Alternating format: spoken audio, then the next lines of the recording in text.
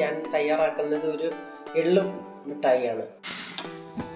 ഇതിലേക്ക് ആദ്യം തന്നെ 1 ടീസ്പൂൺ നെയ്യ് ഇട്ട് കൊടുക്കാം. 150 ഗ്രാം എള്ളുണ്ട്, നമുക്ക് ഇട്ട് കൊടുക്കാം. എള്ള് നന്നായിട്ട് പൊട്ടി തുടങ്ങിയിട്ടുണ്ട്. അപ്പോൾ നമുക്ക് എള്ള് റെഡിയായി. അപ്പോൾ അതൊന്നൊരു പാത്രത്തിലോട്ട് മാറ്റി വയ്ക്കാം. ഈ ഉരുക്കി വെച്ചിരിക്കുന്ന ശർക്കര നമുക്ക് അല്പം ഒഴിച്ചു കൊടുക്കാം. നമുക്ക് ഇതിലേക്ക് എള്ള് എടുത്ത് വെച്ചിരിക്കുന്ന എള്ള് ഇട്ട് കൊടുക്കാം. എള്ള് മിഠായി റെഡി ആയിട്ടുണ്ട്.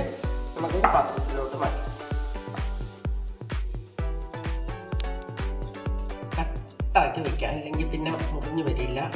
അതുകൊണ്ട് നമുക്കത് തന്നെ ഇങ്ങനെ ലൈൻ കൊടുത്ത് വയ്ക്കാം. മിഠായി റെഡി ആയിട്ടുണ്ട്. ഇത് കുറച്ചൊന്ന് തണുക്കണം. റെഡി ആയിട്ടുണ്ട്, നമുക്കതൊന്ന് നോക്കാം. ഇന്നത്തെ എള്ള് മിഠായി തയ്യാറാക്കിയ വീഡിയോ എല്ലാവർക്കും ഇഷ്ടപ്പെട്ടെങ്കിൽ ലൈക്ക് ചെയ്യുക, ഷെയർ ചെയ്യുക, സപ്പോർട്ട് ചെയ്യുക. നന്ദി, നമസ്കാരം.